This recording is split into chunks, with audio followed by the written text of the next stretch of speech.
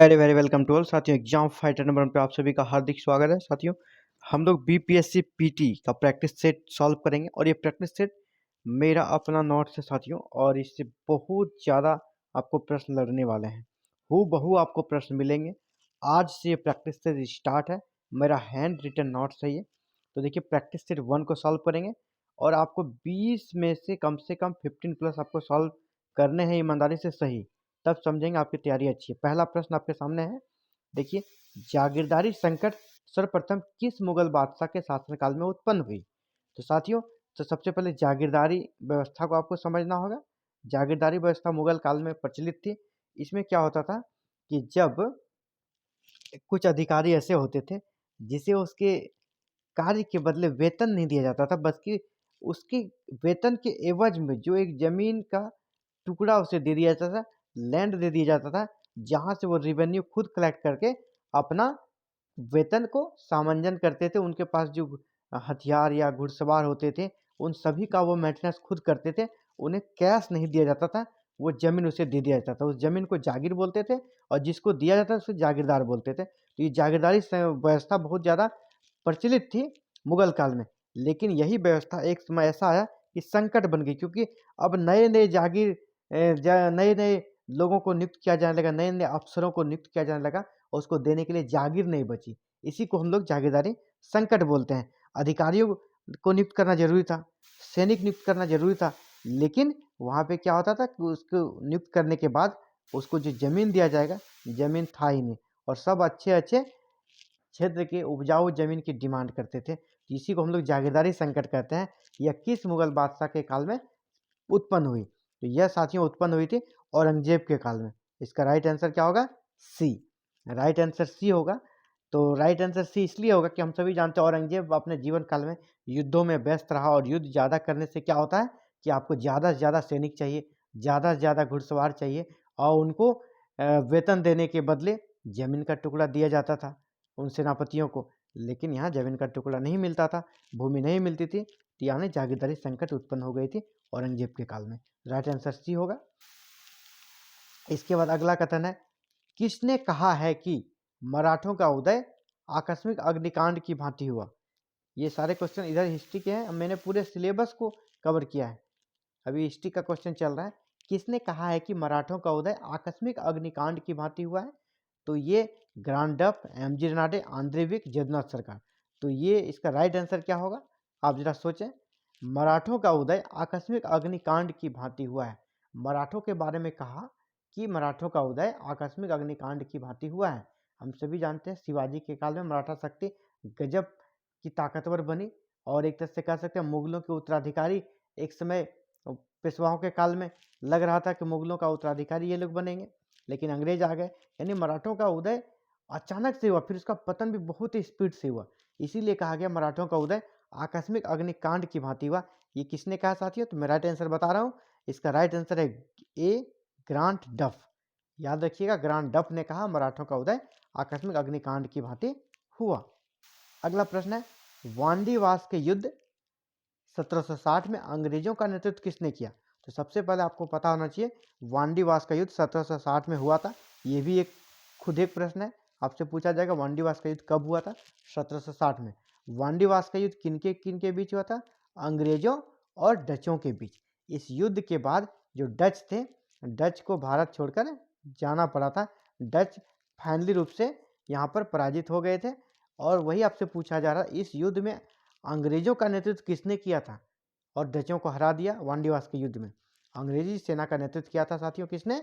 चार ऑप्शन है, sir Eyre Coote, Thomas Smith, Thomas Roe और वेलेजली। इसका भी राइट आंसर ए होगा, सर आयरकूट। सर आयरकूट जो कि 1760 से 70 के बीच काफ़ी फेमस सेनापति रहे अंग्रेजों के। उन्होंने ही इस युद्ध में डचों को धूल चटाई, उसे पराजित किया और उसे भारत से जाना पड़ा। चलिए अगले प्रश्न की ओर बढ़ते हैं। किसके समय में कलकत्ता में प्रथम उच्च न्यायालय की स्थापना हुई? कलकत्ता में पहला उच्च न्यायालय की स्थापना किसके शासनकाल में हुई? आपसे ये भी पूछा जा सकता है कि कलकत्ता में उच्च न्यायालय की स्थापना कब हुई? तो सबसे पहले उच्च न्यायालय की स्थापना कहाँ हुई, ये भी पूछा। दो प्रश्न बनता है, प्रश्न में ही दो प्रश्न छिपे हुए हैं। प्रथम उच्च न्यायालय की स्थापना भारत में कहाँ हुई थी? तो कलकत्ता में। दूसरा पूछा जा रहा है कब हुआ, ये भी पूछा सकता है। तो वो डेट है साथियों 1774 में। 1774 में 26 जनवरी 1774 को कलकत्ता में प्रथम उच्च न्यायालय की स्थापना हुई। तो प्रथम उच्च न्यायालय की स्थापना हम देख लिए कि 26 जनवरी 1774 को हुई थी। तो उस समय इनमें से किसका कार्यकाल था, आप देखिए, रॉबर्ट क्लाइव थे, वेरलेस थे, वेंसिटाट थे या वारेन हेस्टिंग्स थे।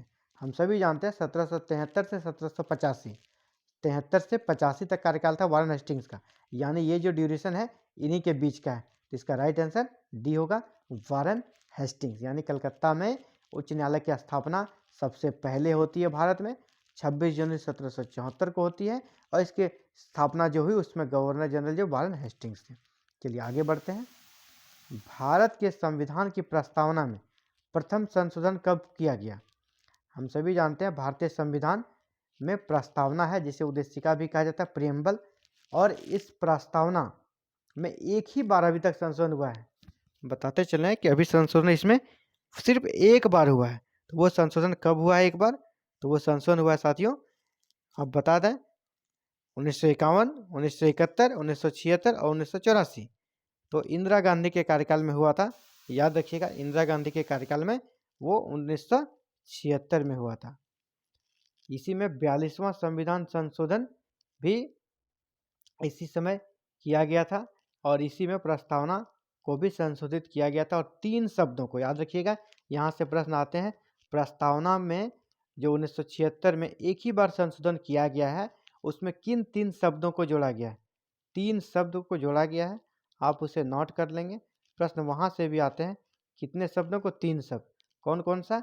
पहला समाजवादी, पंथ निरपेक्ष और अखंडता। याद रखिएगा, समाजवादी, पंथ निरपेक्ष और अखंडता, 3 शब्दों को संविधान में कब जोड़ा गया? 1976 में। इसीलिए भारतीय जनता पार्टी जो सरकार है वो कहती है हम लोग फिर से इसमें संशोधन करेंगे कि भारत पंथ निरपेक्ष नहीं है, क्योंकि इसे बाद में जोड़ा गया है। तो यही एक इशू बनता है संविधान को संशोधन करने का। अभी जो बीच बीच में प्रोपेगेंडा चलता है बीजेपी के माध्यम से इन्हीं की, कि इन्हें इंदिरा गांधी ने जोड़ा है, हमारे मूल संविधान में नहीं था। तो कौन कौन से 3 शब्द? पंथ निरपेक्ष, समाजवादी और अखंडता को 1976 में 42वां संविधान संशोधन के माध्यम से जोड़ा गया। आपसे ये भी पूछा सकता है प्रस्तावना में कितनी बार संशोधन हुआ है? तो ओनली 1 टाइम, सिर्फ एक ही बार हुआ आज तक, 1976 में। अगला प्रश्न है साथियों 6 नंबर, कानून के समान संरक्षण वाक्य कहाँ से लिया गया है? यानी कानून के समान संरक्षण से तात्पर्य है कि सभी के लिए कानून समान है। अगर कोई गरीब, कोई अमीर, कोई नेता और कोई साधारण आदमी या कोई अफसर, कोई अगर भारत के नागरिक हैं तो उसे कानून का समान संरक्षण मिलेगा। ये सेंटेंस कहाँ से लिया गया है? अमेरिका, ब्रिटेन, कनाडा या फ्रांस से? तो राइट आंसर बताइए। राइट आंसर आपको खुद सोचना है। राइट आंसर मैं बता रहा हूँ आपको, इसके पहले आप सोच लें इसका राइट आंसर क्या होगा, ताकि आप खुद को जज कर पाएँ। साथियों इसका राइट आंसर होने वाला है US, United state America. America right answer है, वहाँ से लिया कानून के समान संरक्षण। इससे और भी बहुत प्रश्न बनेंगे। संसदीय प्रणाली कहाँ से ली गई है, राष्ट्रपति का कहाँ कॉन्सेप्ट कहाँ से लिया गया है, बहुत सारी चीज़ें हैं। अगले सेट में हम लोग जब बनाएंगे ना, और इस टाइप और प्रश्न उठाएंगे। सांसदों के वेतन का निर्णय कौन करता है? कि सांसदों का वेतन बढ़ना चाहिए कि घटना चाहिए, ये सभी चीज़ का निर्णय करने का अधिकार खुद संसद को है। इस पर भी विवाद होता है कि अपना वेतन खुद कैसे आप बढ़ा सकते हैं। सांसदों के वेतन का निर्णय कौन करता है? ये इसका निर्णय भी संसद करती है। इसका भी राइट आंसर ये होगा। आप कंफ्यूज होइएगा, केंद्रीय मंत्रिपरिषद, राष्ट्रपति, स्पीकर नहीं। बहुत लोग राष्ट्रपति पे क्लिक करते हैं और केंद्रीय मंत्रिपरिषद पे क्लिक करते हैं। तो यहाँ पे आपको कंफ्यूज नहीं होना है, सांसदों का वेतन संसद ही निर्णय करता है। या विधानसभा में जो विधायक होते हैं, एमएलए होते हैं, उनका भी जो वेतन होता है वहाँ की विधायिका निर्णय करती है, न कि वहाँ के राज्यपाल राज्यों के। तो राज्य से संबंधित अगर पूछा जाए कि विधायकों के वेतन का निर्धारण कौन करता है, तो कौन करता है? विधानसभा। वहाँ पे विधानसभा हो जाएगा। संविधान के किस अनुच्छेद के अंतर्गत राष्ट्रपति संघीय मंत्रिपरिषद की सलाह मानने के लिए बाध्य है? संघीय मंत्रिपरिषद हम सभी जानते हैं राष्ट्रपति पुनर्विचार के लिए भेज सकती है, लेकिन वहाँ पे ये भी लिख दिया गया कि दोबारा अगर उस विधेयक को लाया जाता है राष्ट्रपति के सामने तो वो उस पर हस्ताक्षर करने के लिए बाध्य है। तो ये किस में कहा गया है सलाह मानने के लिए बाध्य है?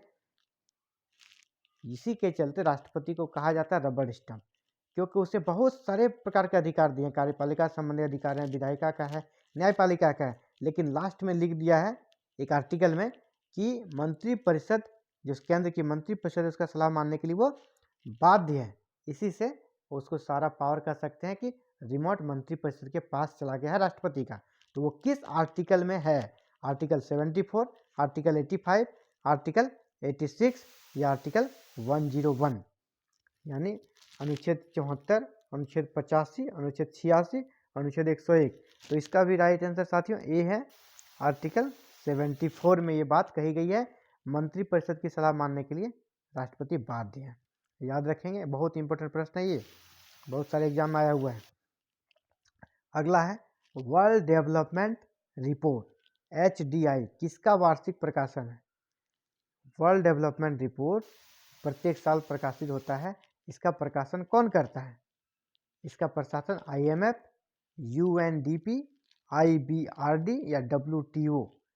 तो इसका राइट आंसर क्या होगा? World development report. ये UPSC में आया हुआ प्रश्न है साथियों। तो इसका राइट आंसर साथियों सी होगा, IBRD। तो IBRD क्या है? International bank for reconstruction and development. इसका फुल फॉर्म में पूछा सकता है, international bank for reconstruction and development. इसका गठन कब हुआ था? 1944 में। हम सभी जानते हैं वर्ल्ड वार चला था 1939 से 1945 तक। तो पूरा यूरोप जो था एक तरह से कह सकते इस युद्ध से प्रभावित हुआ था।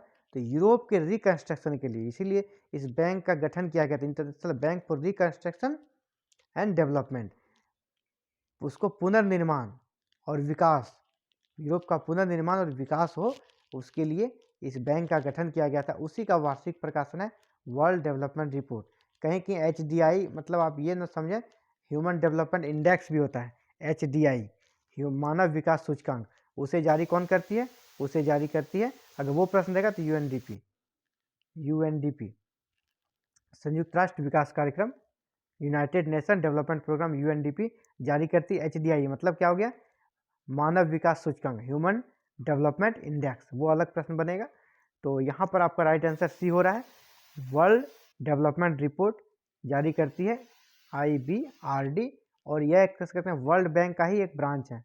वर्ल्ड बैंक जो है हमारा, वर्ल्ड बैंक का ही एक ब्रांच है जो ऋण वगैरह मुहैया कराती है गरीब देशों को। चलिए आगे बढ़ते हैं। मानव विकास सूचकांक जिसकी बात कर रहे थे पिछले प्रश्न में, मानव विकास सूचकांक आ गया। HDI यानी ह्यूमन डेवलपमेंट इंडेक्स किस अर्थशास्त्री की देन है? यानी यह सबसे पहले किसने दिया था, किस अर्थशास्त्री ने, उसका नाम आपको बताना है। सबसे पहले यहाँ से एक प्रश्न ये भी बनता है, पिछले प्रश्न में बताया HDI मानव विकास सूचकांक कौन जारी करता है? तो UNDP United Nation Development Programme, संयुक्त राष्ट्र विकास कार्यक्रम जो है वही HDI जारी करती है। लेकिन इसका जनक कौन है, कौन से अर्थशास्त्री? तो महबूब उल हक हैं इसके जनक। महबूब उल हक पाकिस्तान के थे। Adam Smith, Amartya Sen, Keynes और या महबूब उल हक। तो राइट आंसर क्या हो रहा है? महबूब उल हक। इसके बाद आगे बढ़ते हैं। भारत में प्रथम खनिज नीति, खनिजों का किस प्रकार से उनका कह सकते हैं कि यूज करेगी सरकार, किस प्रकार उसके लिए नियम बनाएगी? तो खनिज नीति बनती है। तो प्रत्येक समय समय पे खनिज नीति बनती है। तो प्रथम खनिज नीति कब बनी थी? तो पहला खनिज नीति साथियों कब बना था आपको बताना, 1951, 61, 72 या 76। तो पहला खनिज नीति बना था 1951 में। प्रथम खनिज, ये बिल्कुल फैक्चुअल क्वेश्चन है, इसे आपको याद रखना है। प्रथम खनिज नीति कब बनी थी? 1951 में। इसी प्रकार नेक्स्ट जो है परमाणु ऊर्जा आयोग। परमाणु ऊर्जा आयोग का गठन किस वर्ष हुआ था? तो परमाणु ऊर्जा आयोग का गठन साथियों आपको बताना है 1945, 1947, 1948 या 1951। तो परमाणु ऊर्जा आयोग, ये भी बिल्कुल ऑब्जेक्टिव फैक्चुअल क्वेश्चन है, आप इसे भी याद कर लेंगे। परमाणु ऊर्जा से संबंधित निर्णय लेने के लिए एक आयोग गठन हुआ है 1948 में। नेहरू जी का ये दूरदर्शी सोच है। आज़ादी के 1 साल बाद ही उन्होंने परमाणु ऊर्जा का महत्व को समझ लिया था, और देखिए 1948 में परमाणु ऊर्जा आयोग का गठन कर दिया था। आज कहते हैं कि हम न्यूक्लियर स्टेट हैं, न्यूक्लियर देश हैं, सभी को डराते हैं, पाकिस्तान हमें डराता है, तो इसी की बदौलत है। पृथ्वी को कितने समय कटिबंधों में बांटा जा सकता है? यहाँ पूछा जा रहा है पृथ्वी को कितने समय कटिबंधों में बांटा जा सकता है। साथियों समय कटिबंध याद रखिएगा, समय कटिबंधों में बांटा जा सकता है पूछा जाएगा, तो इसका राइट आंसर क्या होगा? 2, 4, 24 या 64। यहाँ आप देखिएगा समय, कहीं कहीं आपको ताप मिलेगा, अगर पूछा जाएगा ताप कटिबंधों में तो वहाँ आपका आंसर अलग हो जाएगा, और समय रहेगा तो वहाँ अलग हो जाएगा। अगर पूछा जाएगा पृथ्वी कितने ताप कटिबंधों में बांटा गया, तो वहाँ पे राइट आंसर 3 होगा, उष्ण कटिबंध, शीत कटिबंध और शीतोष्ण कटिबंध, इसका आंसर। लेकिन यहाँ समय है, तो पृथ्वी को समय के आधार पर जो बांटा गया है वो 24 कटिबंधों में बांटा गया है। राइट आंसर इसका सी होगा। और ताप का आंसर पूछा जाएगा तो आप देखिए यहाँ समय या ताप है, उस चीज़ को अच्छा से देख लेना। ताप रहेगा तो आंसर 3 होगा। निम्नलिखित में से कौन सी रूपांतरित चट्टान है? हम सभी जानते हैं आग्नेय और अवसादी चट्टान ताप और दबाव में परिवर्तन के बाद जो चट्टान बनती है वो रूपांतरित या कायांतरित चट्टान कहा जाता है। तो निम्नलिखित में से कौन सा इस प्रकार का चट्टान है? तो इसका राइट आंसर आपको बताना है नीस, ग्रेनाइट, कोयला या चूना पत्थर। ये सब आप याद रख लेंगे, 5-6 इंपॉर्टेंट होते हैं, उन 5-6 चट्टानों को याद कर लेना है। तो यहाँ ऑप्शन के अनुसार जो रूपांतरित चट्टान है वो हमारा नीस है, राइट आंसर ए होगा। अगला प्रश्न है मेघ गर्जन वायुमंडल के किस परत में होता है? हम सभी जानते हैं बादलों का बनना, वायुयान का चलना, ये सभी जो घटनाएं होती है ये सभी हमारे किस मंडल में होती है? आयन मंडल, ओजोन मंडल, क्षोभ मंडल या समताप मंडल? साथियों ये सभी घटनाएं हमारी होती है कौन से मंडल में? तो क्षोभ मंडल। तो राइट आंसर यहाँ पे सी बन रहा है। अगला प्रश्न है बहुत ही फैक्चुअल प्रश्न, आपको सीधे इसका आंसर करना है। सुएज नहर की लंबाई कितनी है? बहुत ही शानदार प्रश्न है, आपको इसे याद रखना चाहिए। सुएज नहर की लंबाई 168 किलोमीटर है। सुएज नहर हमेशा फेमस है, अब बहुत सारे एग्जाम्स में इससे प्रश्न आते रहते हैं। हाल ही में विवाद में भी था सुएज नहर में, जाम लग गया था, ट्रैफिक लग गया था, तो उसके कारण भी हाल ही में चर्चा में, इसलिए यहाँ से प्रश्न बन सकते हैं। सुएज नहर की लंबाई कितनी है? सुएज नहर की लंबाई 168 किलोमीटर है, याद रखिएगा 168। शिप का निर्माण, बहुत सारे अस्त्राकृतियों का निर्माण होता है किसी जल के द्वारा, हवा के द्वारा, बर्फ के द्वारा, उन सभी को भी आपको याद करना होगा ज्योग्राफी में। तो यहाँ पर शिप पूछा जा रहा है, शिप का जो निर्माण होता है, शिप का निर्माण तो साथियों पवन से, नदी से, हिमनद से या समुद्री लहर से। तो शिप का निर्माण यहाँ आपको राइट आंसर क्या होगा? पवन से, याद रखिएगा पवन से होता, हवा से होता शिप का निर्माण। और इसी प्रकार आपको नदी से कौन कौन सी अस्लाक्रियाँ बनती है, गोखुर झील वगैरह बनता है, आपको बर्फ से कौन कौन सी बनती है, समुद्री लहरों से क्या क्या बनती है, सभी को आपको याद रखना चाहिए। और मैं अगला जो सेट लाऊंगा इन इस प्रकार के प्रश्न रहेंगे, इस प्रकार के प्रश्न अक्सर पूछे जाते हैं। तो यहाँ पर शिप आप याद रखेंगे, शिप का निर्माण पवन से होता है, हवा से होता है। अगला प्रश्न जो लोक नृत्य गायन से संबंधित है, तीजन बाई, ये कल्चरल का भी क्वेश्चन पूछा जाता है, इसलिए कल्चर का भी प्रश्न मैंने पूरे सिलेबस को शामिल किया है। तीजन बाई बहुत ही फेमस लोक नृत्य गायन से संबंधित है, तो वो किस लोक नृत्य गायन से संबंधित है? भारत में बहुत प्रकार का लोक नृत्य गायन चलता है, जैसे कि पंडवानी है, चेरोकौन है, यक्षगान है, पनिहारी है। तो तीजन बाई का संबंध किससे है? तो तीजन बाई का संबंध साथियों है पंडवानी लोक नृत्य से, पंडवानी लोक नृत्य से संबंधित है हमारी तीजन बाई। अगला प्रश्न है जैन साहित्य, ये भी कल्चर का ही प्रश्न है। जैन साहित्य को क्या कहा जाता है? जैन साहित्य को पीटक, आगम, कल्प और सूत। पीटक, आगम, कल्प या सूत। तो जैन साहित्य को कहा जाता है साथियों आगम। जैन साहित्य को क्या कहा जाता है? प्राचीन जैन साहित्य जो सबसे पहला जैन साहित्य था उसे हम लोग आगम के नाम से जानते हैं। जैन साहित्य को क्या कहा जाता है? आगम। अंतिम प्रश्न है आज का, मैक अंकों का प्रयोग वेग के संबंध में किया जाता है। ये फिजिक्स का प्रश्न आपका, मैक अंकों का प्रयोग वेग के संबंध में क्या है? किसके वेग के? ध्वनि के, जलयान के या वायुयान के? आपको बताना है ध्वनि के वेग, जलयान के, वायुयान के या अंतरिक्षयान के। तो सबसे पहले मैक अंक समझना होगा। मैक अंक कैसे निकालते हैं? ध्वनि का वेग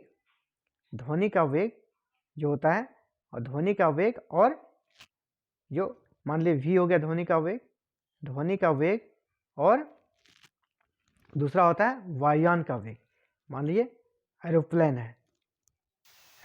है तो ए से लिख दिया एरोप्लेन और ध्वनि का हो गया हमारा v, तो a बाय v यानी वायुयान का वेग बटा ध्वनि के वेग को हम लोग क्या कहते हैं, मैक अंक कहते हैं। अगर इसका वैल्यू 1 हो गया तो मतलब वायुयान का वेग कितना है, जितना ध्वनि का वेग है हवा में उतना ही।